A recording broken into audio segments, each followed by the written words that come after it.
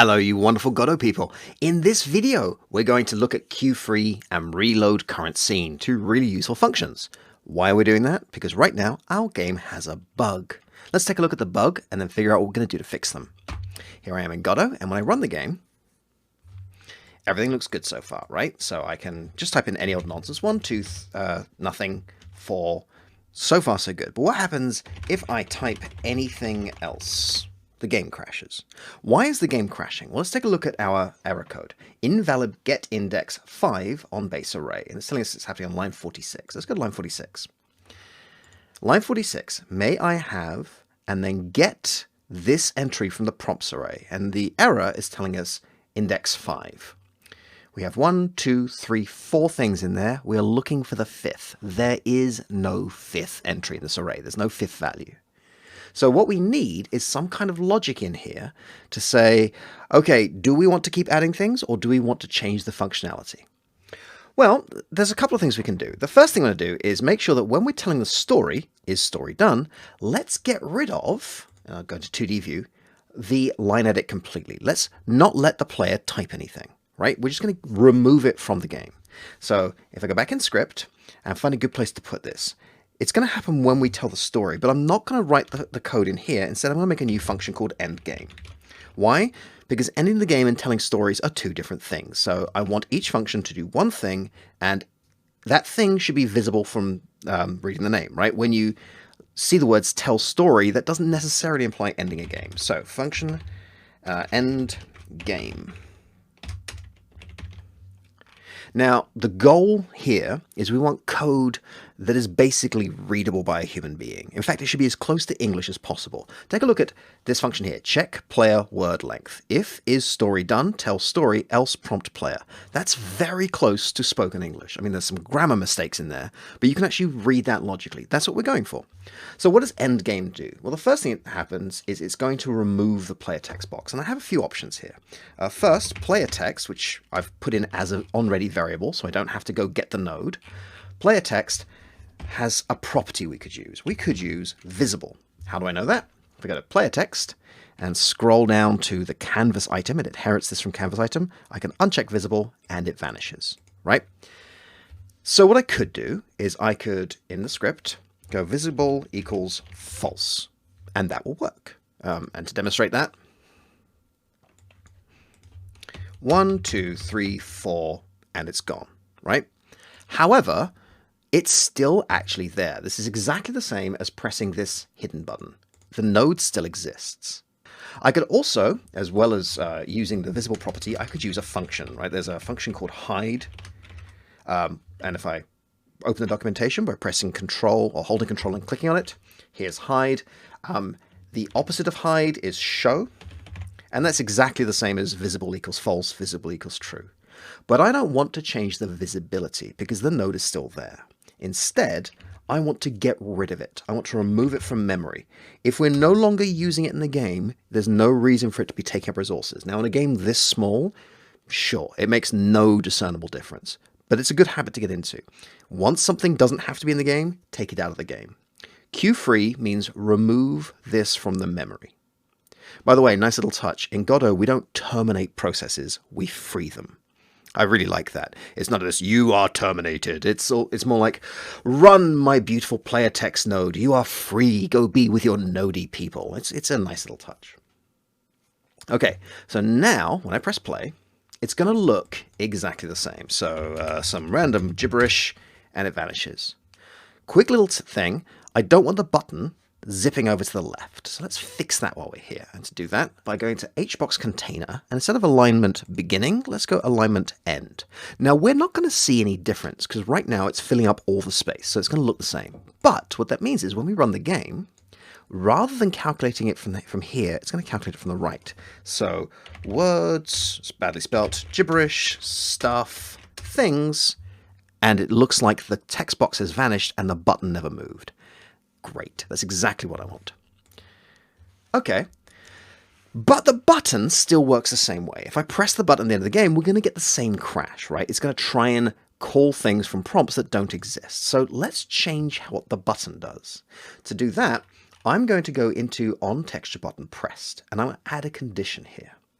I'm going to add an if statement, and we have two options, right? I could either go if is story done, because we already have this function, there's no reason to duplicate the code, then it's going to do something, else, then add two player words. You could do it this way. The other way you could do it, if, like me, you feel like the story being done is the last thing that happens, we could also go if not is story done. This is the same as saying is not equals to is story done. I'm actually split on which way I would do this. I'm going to do if is story done, end game, else add to player words. Now, this is actually not true. I'm not doing end game, right? End game just gets rid of that player text and tells the story. In fact, I'm gonna change that in a moment. Instead, I want to reload the entire scene. Now, we've looked at a bunch of commands that can affect things in the node tree, right? We've used get node quite a lot. Here it is, get node. And that's exactly the same as this $sign, right? The dollar is just a shortcut for get node. And what that says is get the node that I'm about to tell you and then do something with it. What if I don't want to get the entire node? What if I want to get the whole scene tree? Well, then what I want to do is do get tree. Get tree means get this entire scene here, including an invisible node called root that we can't see, right? Get this tree and run a command on the entire thing. And we can look at the documentation for get tree. Let's hold control and click on it. Get tree gets the entire scene tree. If I click on scene tree, here's a bunch of commands for scene tree. And the one I'm looking for specifically is reload current scene right here. Perfect. Control W to close those. So if is story done, get tree dot reload current scene. Okay, now I said I was going to reshuffle some things around because actually end game and tell story are in the wrong order, right? What I want is end game goes here. And as part of end game, we're going to tell the story.